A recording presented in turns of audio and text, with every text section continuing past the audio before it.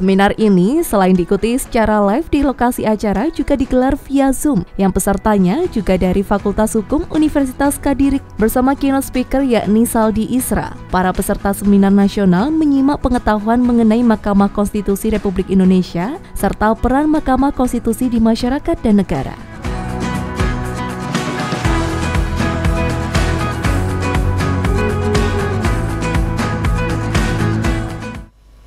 Bapak Ibu sekalian, tadi dengan panjang lebar Profesor Guntur Hamzah menjelaskan Mahkamah Konstitusi itu dikatakan sebagai melindungi hak asasi manusia, melindungi ada 3 fungsi penafsir konstitusi yang paling akhir, dan dalam konteks ini Mahkamah Konstitusi selalu berupaya sepanjang ada permohonan diajukan ke Mahkamah Konstitusi, kalau ada orang mendalilkan dirugikan hak konstitusionalnya dengan berlakunya norma undang-undang, maka kemudian Mahkamah Konstitusi akan menilai konstitusionalitas norma undang-undang yang diajukan ke Mahkamah Konstitusi itu. Jadi Mahkamah Konstitusi nggak bisa juga menjemput bola. Jadi kalau orang tidak mengajukan permohonan ke Mahkamah Konstitusi, maka Mahkamah Konstitusi tidak bisa menilai konstitusionalitas sebuah norma. Tapi kalau sudah diajukan ke Mahkamah Konstitusi pun tidak boleh mengelak untuk tidak menilai norma yang diajukan ke Mahkamah Konstitusi.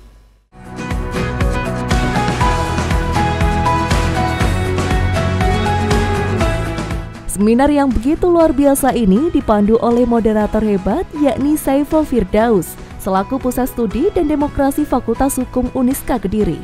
Dan tak ketinggalan dengan pemateri yang luar biasa yakni Daniel Yusmik Pancastakiflik yang merupakan Hakim Konstitusi Republik Indonesia dan Mo Fadli selaku Guru Besar HTN Universitas Brawijaya.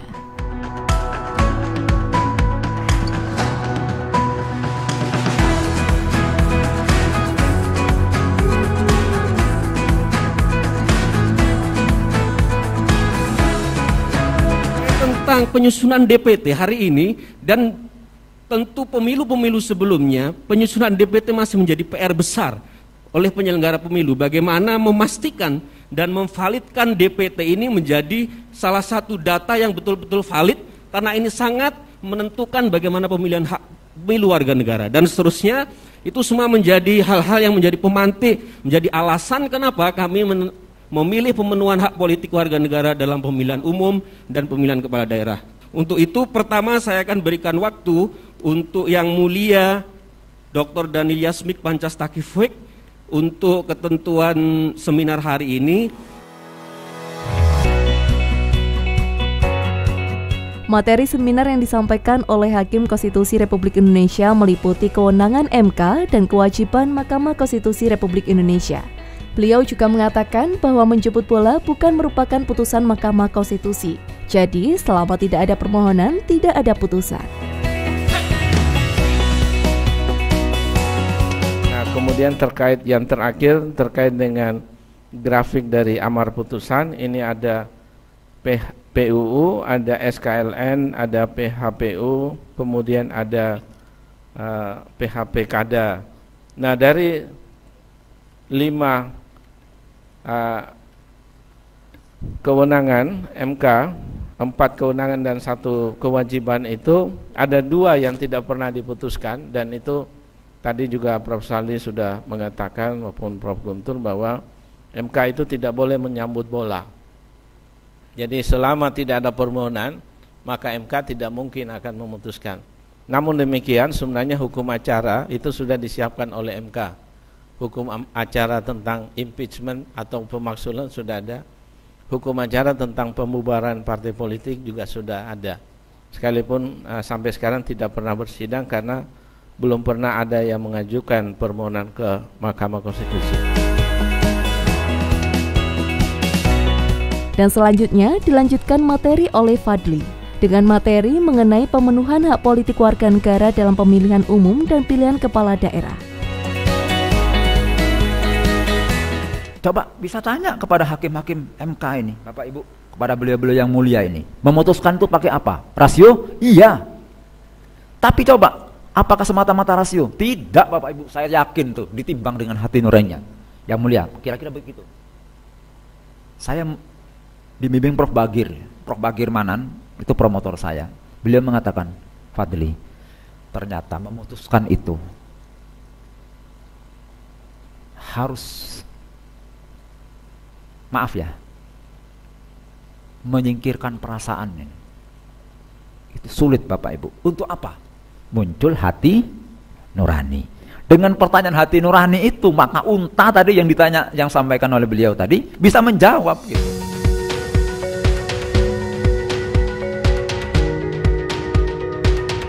Di akhir seminar juga terdapat sesi tanya jawab untuk para peserta seminar yang ada pada ruangan. Di sini, para mahasiswa dan tamu undangan yang hadir dapat berperan aktif untuk bertanya jawab mengenai materi yang telah didapat. Dan selanjutnya dilanjutkan dengan penyerahan sertifikat kepada para pemateri yang telah mengisi seminar nasional.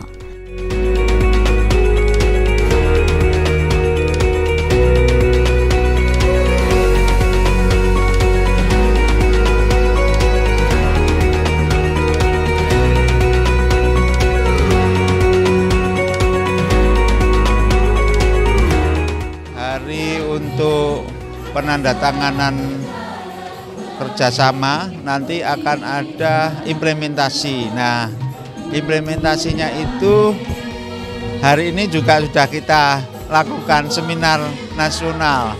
Selain itu juga nanti akan ada kayak pengadilan yang digunakan untuk pengadilan jarak jauh ya. Kemudian kita juga magang antar mahasiswa, kemudian beberapa kerjasama yang lainnya akan segera kita rintis ya. Dan selanjutnya terdapat sesi penyerahan buku karya Daniel Yusmik Pancastakifik dan buku karya Guntur Hamzah. Harapan kedepannya kerjasama antara Mahkamah Konstitusi Republik Indonesia dapat berlangsung kelanjutan ke depannya. Bersama mahasiswa, wujudkan visi misi bangsa. Nah, kampus ini saya sudah lama mendengar, hanya memang baru kesempatan kali ini hadir. Karena itu saya sangat bergembira dengan penyambutan yang baik, ya, yang sangat ramah dari Pak Rektor dan seluruh jajaran rektorat termasuk dekan. Dan juga tadi pujian yang bagus dari mahasiswa, ya, itu sangat baik. Tadi Pak Sekjen minta supaya rekamannya itu, karena MK ini dengan adanya penandatanganan MOU hari ini, tentu akan ada kegiatan-kegiatan lanjutan dengan Uniska. Uniska Excellence and Quality. Ya, untuk Fakultas Hukum Universitas Islam Kadiri, saya berharap ya proses-proses akreditasi untuk program studinya selalu terus berkembang dan memenuhi standar unggul ya sebagai program studi, dan saya yakin itu bisa dilakukan ya kalau semua jajarannya bisa bekerja kompak dan bersatu untuk memajukan Fakultas Hukum Universitas Kadiri ini. Bagi Mahkamah Konstitusi tentu akan mensupport ya, mendukung kerja-kerja, bahkan nanti kegiatan-kegiatan program-program kerjasama itu senantiasa bisa kita lakukan, kerjakan bersama. Uniska Excellent in Quality. Dengan adanya MOU ini diharapkan kiprah dan sayap Uniska Kediri khususnya jurusan ilmu hukum akan semakin menunjukkan eksistensinya dan juga mencetak insan hukum yang siap berkompetisi di dunia kerja. Sehingga kedepannya kerjasama ini dapat berjalan dengan baik. Saya Devi Ade, mewakili kerabat kerja mengucapkan terima kasih atas kebersamaan Anda. Sampai jumpa dan salam CTV.